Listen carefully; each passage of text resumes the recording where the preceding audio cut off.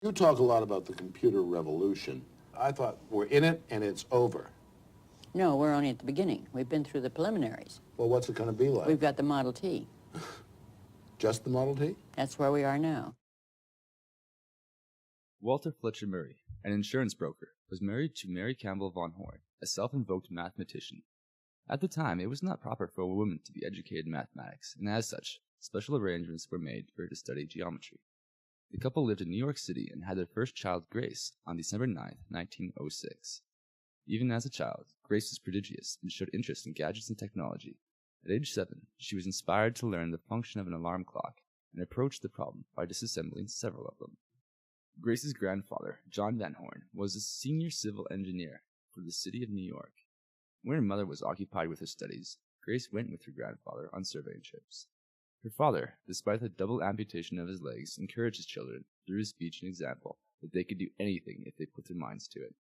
Under the influence of her family, Grace showed interest in her mother's studies and also was driven to learn mathematics starting at an early age. Further inspired by their other grandfather, Grace decided that she wanted to serve in the U.S. Navy.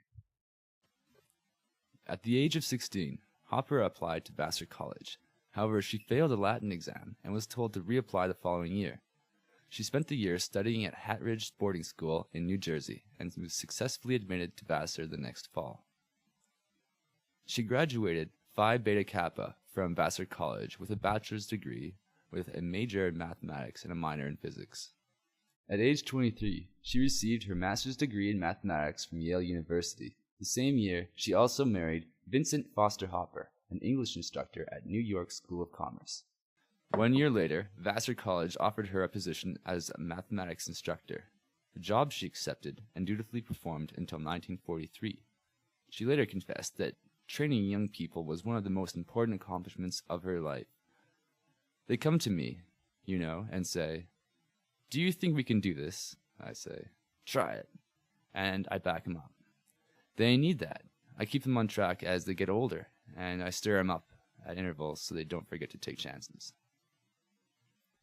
However, in 1943, despite her success as a professor at Vassar College and Yale, and her newly acquired Ph.D. in mathematics, which she received from Yale, she left her civilian position.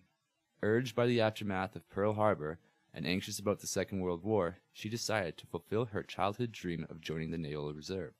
Unfortunately, at age 34 and weighing 105 pounds, she was considered overage and underweight for military enlistment, and her position as a mathematics instructor was declared crucial to the war effort.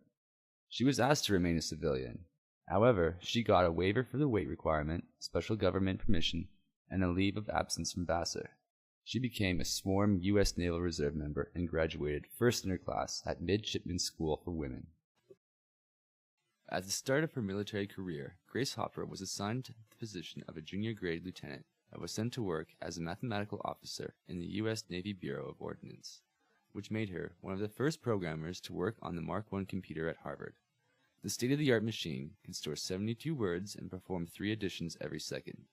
By the end of World War II in 1945, she was working on the Mark II, a machine which had many shortfalls and was susceptible to typographical errors. It also had what can be considered the most noteworthy incident in computing history. On the 9th of September 1947, a problem in the Mark II was traced to an actual moth trapped between 2 points on a relay.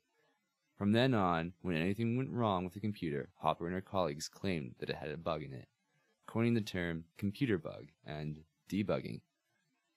In 1949, Grace Hopper joined the newly formed Eckhart Macaulay Corporation, founded by the builders of ENIAC, one of the first electronic digital computers, and from that point forth, she had not held just one job at any one time. Grace was actively involved in teaching, research, and computing both in the military and private industry. But in her own words, life was simple before World War II. After that, we had systems. Despite her success as a programmer, Grace missed her academic career in mathematics. In 1952, she developed the first version of a compiler, known as A-0. The system was a tape recording of all numbered machine instructions she had collected over the years, and allowed for much simpler call procedures. However, it was the following year that she finalized A-2, an intermediate program for translating human-readable language into machine instructions. She did this, she said, because she was lazy, and hope that the programmer may return to being a mathematician. But the invention of the compiler was an obstacle in itself. I had a running compiler, and nobody would touch it because, they carefully told me, computers could only do arithmetic. They could not do programs. It was a selling job to get people to try it. I think with any new idea, because people are allergic to change, you have to get out and sell the idea. Nevertheless, the A-2 did become the first widely used compiler and ultimately led to the creation of programming languages. In 1957, she helped develop the Flowmatic programming language, and in the next 2 years created the Common Business-Oriented Language for the UNIVAC, the first commercial electronic computer. And while Hopper often jokingly explained that it really came about because she couldn't balance her checkbook, COBOL is still the most widely used language for compiling computerized payroll, billing, and other records of clients and employees. Overall, Hopper's work also foreshadowed and embodied a multitude of developments that are still the very bones of digital computing. Subroutines, formula translation, relative addressing, the linking loader, code optimization, and symbolic manipulation. Some of her more innovative ideas include using computers to track the life cycle of crop-eating locusts, building a weather computer, managing water reserves, and tracking the waves at the bottom of the ocean. She also thought every ship should have a computer that the crew could play with and learn to use. Interestingly, despite their importance, her inventions were never patented, since her contributions were made before computer software technology was even considered a patentable field. Grace Hopper continued teaching throughout her adult life, drawing much interest with her lectures which promoted autonomy and a certain disregard for authority. She was known for explaining that although computers can perform a multitude of operations simultaneously, we do not know how to use this power since human beings can only perform sequentially, rather than using parallel thought processes. Thus, she thought that creating a form of multidimensional mathematics should be a priority, pointing out, however, that one must remember that machines are useless without people telling them what to do, and that there is a serious shortage of such brain power. Perhaps for this reason, Grace Hopper always aimed to help her students fulfill their potential. She was known for her practical approach and many anecdotes, and was very good at getting people to understand concepts. One author, Charlene Billings, believes that Hopper was one of the Navy's most efficient public speakers. For example, to demonstrate displacement, she would not just explain it, she would put a student in a bathtub and mark the water level as it rose. And the following was one of her speeches that helped explain and popularize a now commonplace term.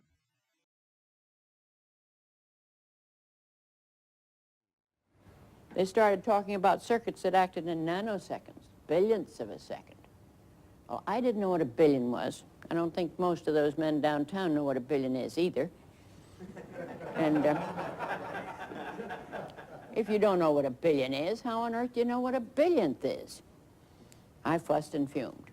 Finally, one morning, in total desperation, I called over to the engineering building, and I said, please cut off a nanosecond and send it over to me. And I've brought you some today. Now, what I wanted when I asked for a nanosecond was, I wanted a piece of wire which would represent the maximum distance that electricity could travel in a billionth of a second. Now, of course, it wouldn't really be through wire. It'd be out in space, the velocity of light.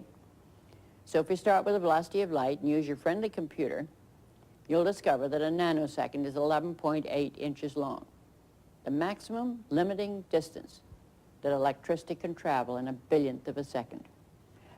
Finally, at the end of about a week, I called back and said, I need something to compare this to. Could I please have a microsecond? I've only got one microsecond, so I can't give you each one. Here's a microsecond. 984 feet. Grace died in her sleep on January 1st, 1992, at the age of 85. She was buried with full military honors at Arlington National Cemetery. She had left behind an inspiring legacy and took with her an extensive number of awards and continued to receive honors even after her death.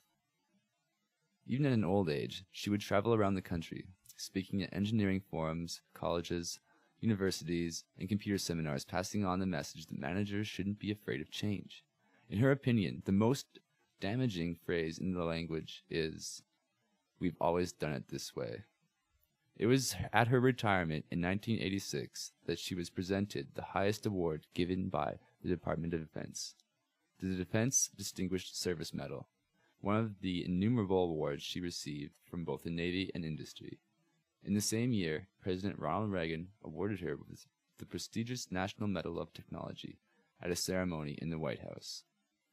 In her retirement speech, instead of dwelling on the past, she talked about moving toward the future, stressing the importance of leadership. Our young people are the future. We must provide for them. We must give them the positive leadership they're looking for. You manage things, you lead people. In 1994, she was inducted into the National Women's Hall of Fame, and in 1996, the Navy announced that they would name a guided missile destroyer, the USS Hopper, which is on a very short list of U.S. military vessels named after women. Despite all of her hard work in the Navy and in the field of computer science, she felt that her greatest contribution had been all the young people I've trained. She claimed that working with the youth is the most important job I've done. It's also the most rewarding.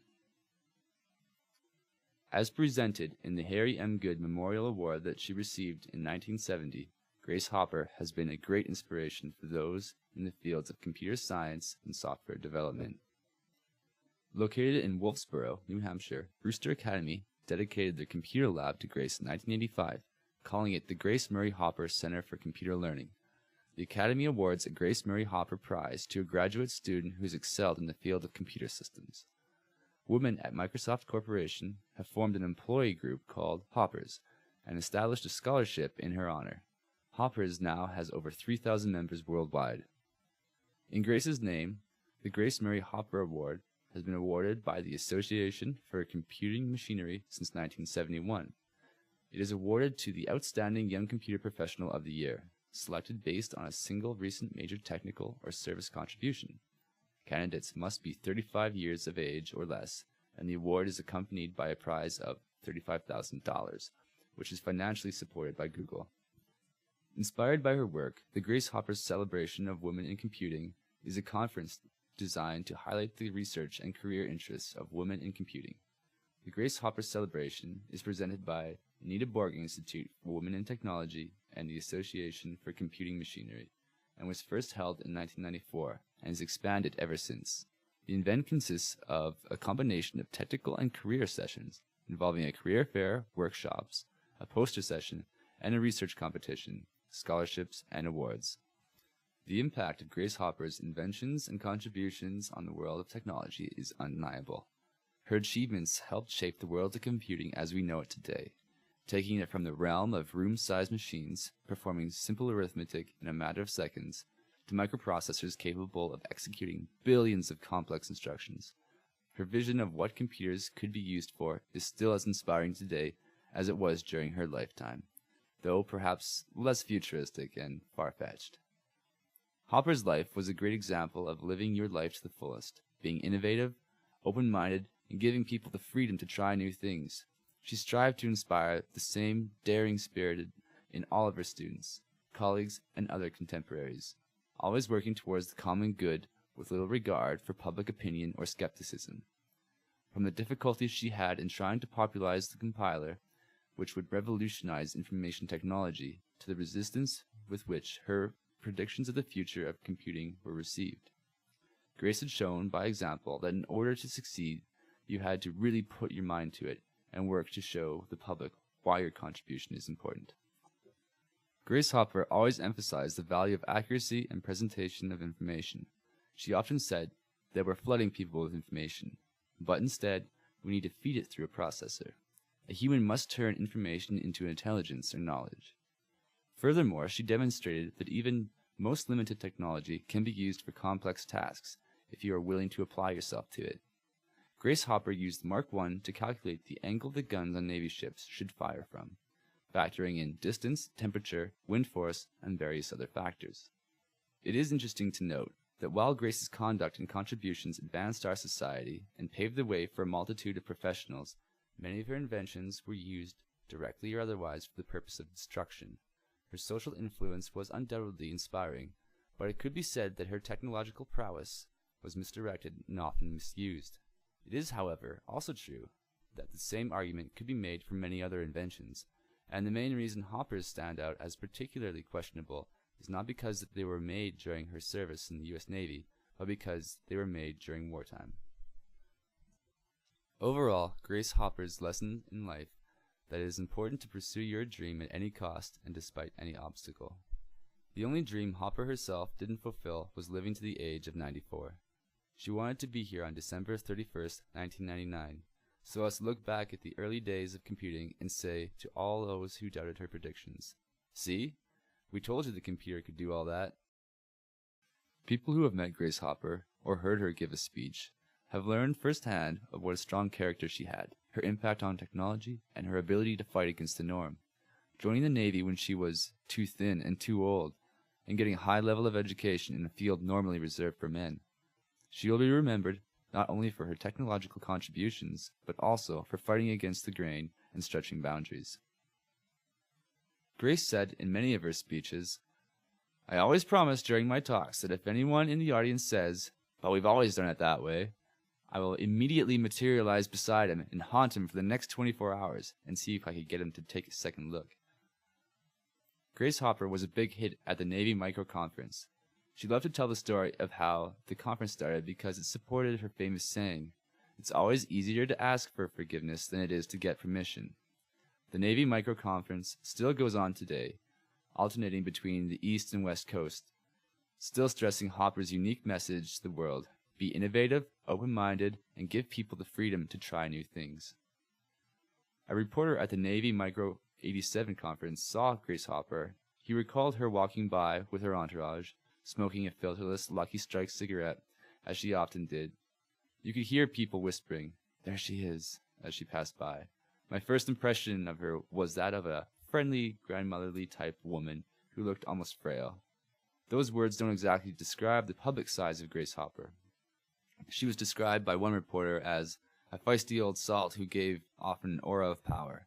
This held true in her dealings with the top brass, subordinates, and interviewers, always interested in getting to the bottom line.